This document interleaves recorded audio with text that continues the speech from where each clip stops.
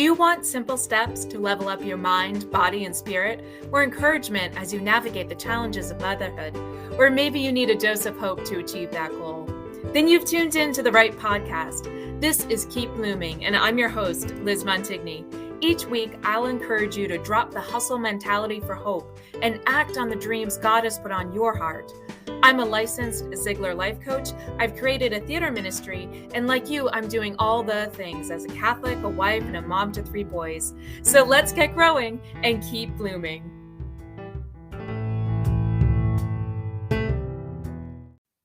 Welcome to episode 34 of Keep Blooming. I'm your host, Liz Montigny.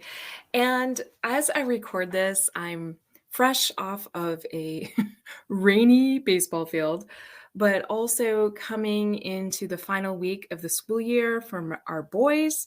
And my husband's also a teacher. So, we're kind of in that mode of wrapping things up and really looking forward to just some rest and fun in the summertime.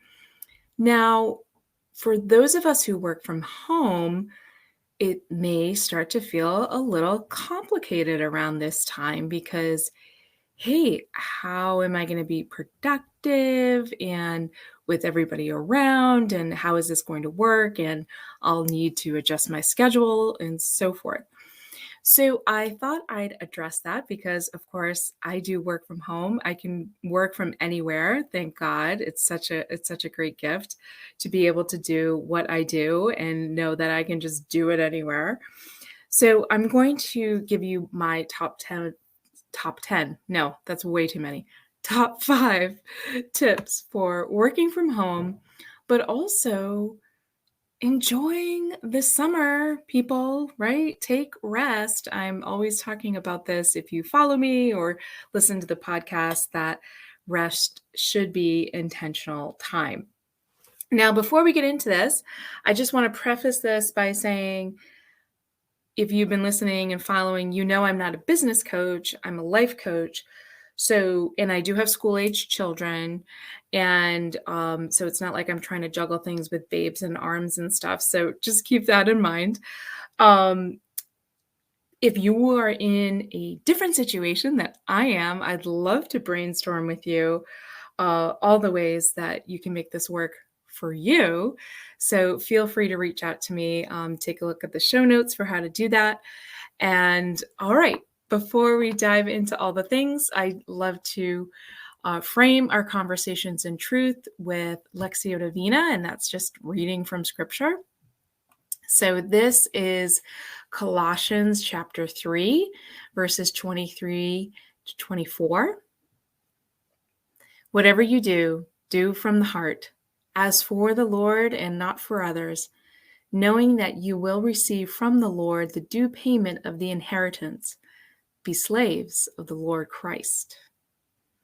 I love this for a couple different reasons. It's only 2 verses, but there's a lot going on there, right? First of all, from the heart. I was just speaking about this with a client of mine, and we were talking about living into her gifts. And, it may be the case that she can do a lot of things, but those things that are really on her heart and that she's passionate about are probably the things she's going to do the best with and excel in. So I love that piece. And I love this idea of working for the Lord. Have you ever done that? Have you ever just reframed everything that you do and think of it as doing it for the Lord? That's really awesome, right? And yeah, we'll come back to that at the end, but I thought this would be a good one for our conversation here today. So first up is the perfect start. This is a topic I talk about a lot with my clients, and it actually refers to how you are kicking off your day.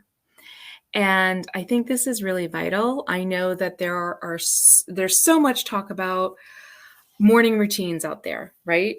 And there's so much talk about them because they work. They're very effective. And I'm not going to tell you to wake up at 5 o'clock and drink a green smoothie. But if that works for you, then you need to keep at it. And I applaud you. But I am going to tell you that give that first hour to the Lord and yourself. Okay.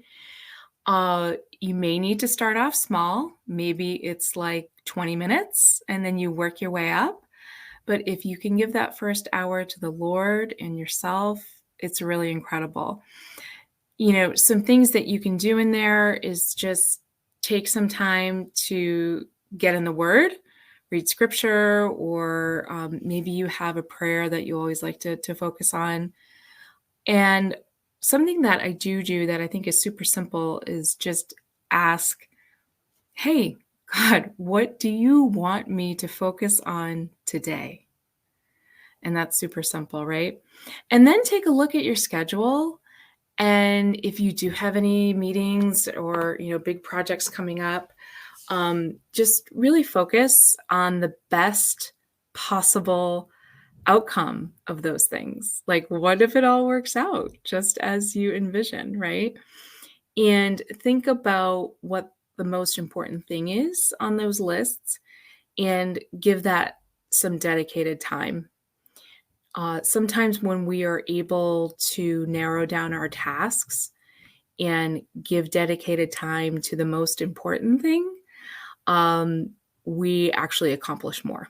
So, and you're working on the most vital thing first, right? And that means, as the day goes on, it's done, it's checked off your list, and you can also, then be able to serve, other people, other things that you need to do.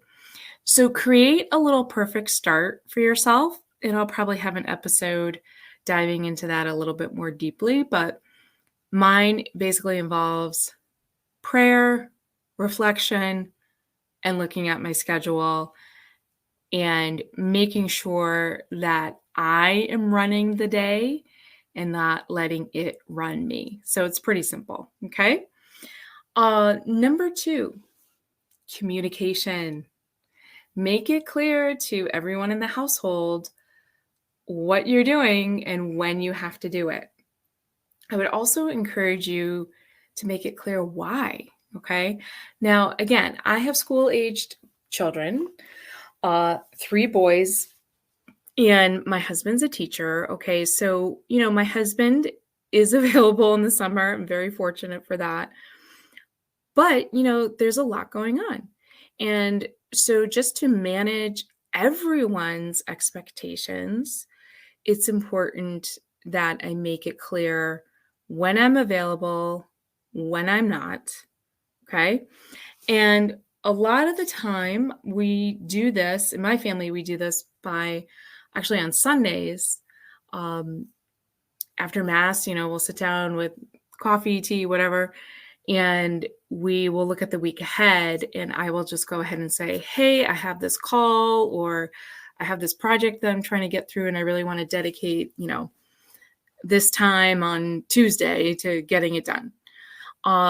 Let me tell you, that does just wonders for everyone's expectations. And because, our children are school age, we can have these conversations with them. So, I can let them know what I'm doing, when I'm doing it, and why I'm doing it.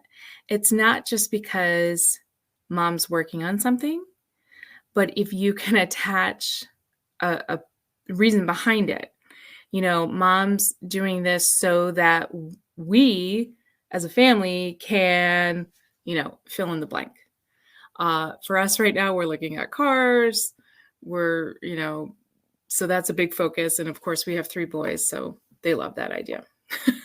Okay. Number 3, and this kind of goes along with number 2, but dedicate a space for yourself. If you don't, if you don't already have a home office area, make one for yourself. Number 1, just increase productivity. But number two, if if people have been at school and you've been kind of home alone and you're kind of loosey-goosey with where you work, nail that down, okay? And I really strongly recommend that that's not in a high traffic area, because once you set yourself up at the dining room table, guess what? You're available, right? You're available to anyone who needs you when maybe you're trying to get something done, and that's just going to lead to frustration for everyone involved. So set yourself up for success, right? I know not all of us have dedicated office space. Mine is actually in my bedroom, and I don't love it in my bedroom, but it works, right? So sometimes you have to set up the corner in your bedroom or, wherever it is. And just let people know that when you're in there and the door is closed, okay, that is work time and you're not available, right? So again, that communication piece that I was talking about in number 2. Okay. So we've got your perfect start, communication, dedicated space. Number 4, track your progress. Okay. I'm a planner girl. I love planners. I've used several different kinds of planners over the years. I'm even trying a new one now. So I am very good at tracking my progress and monitoring that and reflecting on that. But I always recommend to my clients to track your progress on any goals, projects, works that you're doing, because that's how you see the growth, and that's how you can keep track of, how things are going, the fruit of it, and so forth. So if you don't have a paper planner, you don't do things like that, you can always just get a notebook, a journal. There are so many online apps that can help you do this. I personally love putting pen to paper. There is just something about getting that out all on the page physically that I really enjoy. And of course, you can see everything in front of you. So definitely have a way to track your progress, whether that's a planner or a tracker, online, something like that. All right. Number 5. This is last but not least, and I haven't talked about it yet. It's summertime. Would you please enjoy it? Right? I mean, there's going to be times when you're going to want to hang out with your family. There's going to be times, most of the time, I hope, where it's beautiful out and you're going to want to enjoy it. So make sure you are flexible. This means that perhaps you have to change up your schedule a bit. So whatever you were doing while the kids were in school or whatever it may be, maybe you have to change up your office hours. Okay, so that you can maximize your time with your family and enjoying the outside and so forth. So please be flexible, and most people that you're working with are going to be kind of in that mode or recognizing this as well. So it's summer. Please enjoy it, right? And we were created for rest. I mean, God rested, right? And rest is not earned. It's a literal sticker on my laptop. So I look at that myself. And when you do go on vacation, like you leave town with your family, whatever it may be, put that out of office on. Put the phone on do not disturb for as long as you can and are comfortable with, because really unplugging is going to help you be more present with those you are spending time with, which is most likely your family and your friends during the summer. So, that's always a beautiful thing, to give people the best of you instead of just what's left of you. Okay. So be with them, be on vacation, and don't apologize. My goodness, don't apologize for being on vacation or not available. It is your schedule to create, and you are in charge of your time. And if you are on vacation, then you need to be on vacation. Okay. So, none of this, oh, I'm so sorry, I was out of the office living my best life. Just, hey, I'm on vacation, I'll get back to you. Okay. The world is not going to end. So, please enjoy the summer and don't be apologetic about it, right? So those are my 5 tips. Number 1, kick your morning off the right way and do the most important things first between you and God.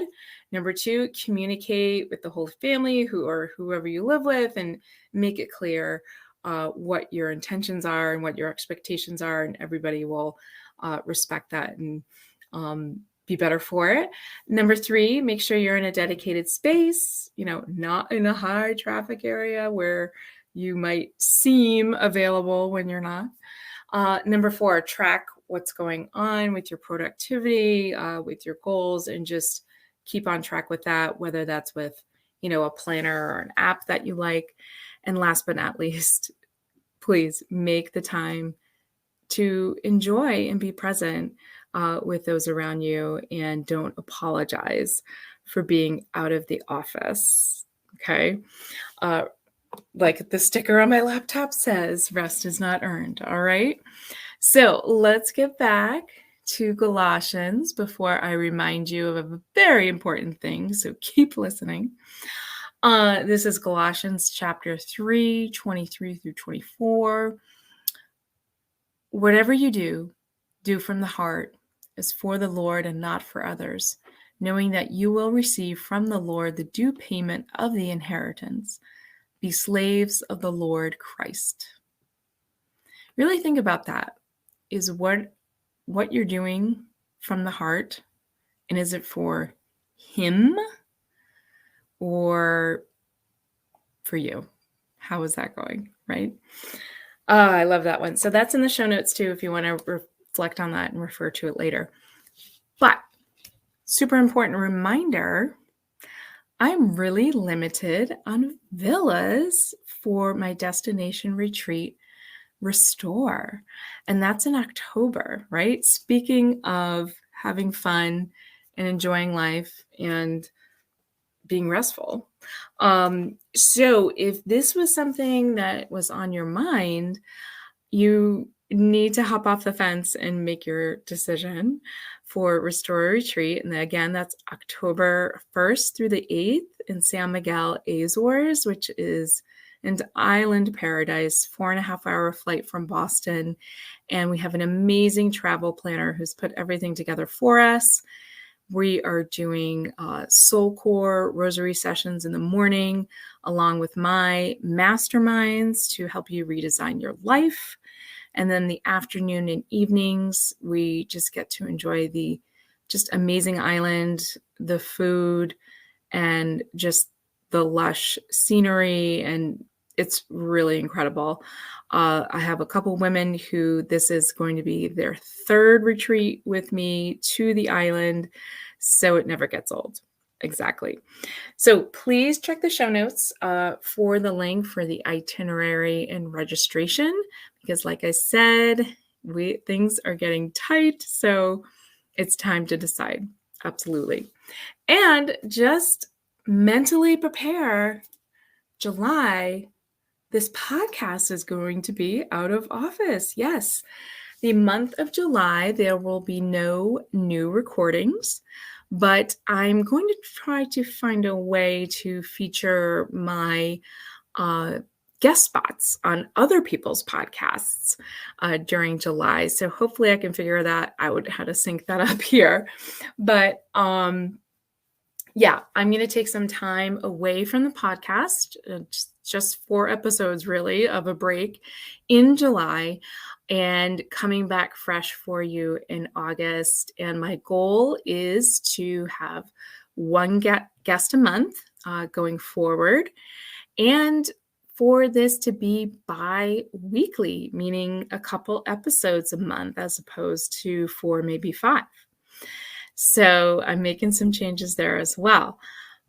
But you have lots of content in the meantime, because like I said, this is episode 34. So that means if you're just new to the podcast, you can go back through 33 other episodes and find something that works for you, right? So I'm excited for some of those changes coming up, but that's just a heads up for July. All right, my friends, let's get growing and keep blooming.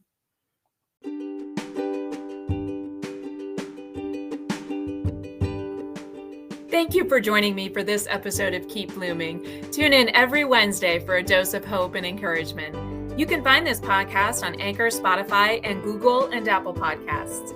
To be the first to know about my upcoming retreats and latest offerings, be sure to hop onto my email list. Have a wonderful week and remember to keep blooming.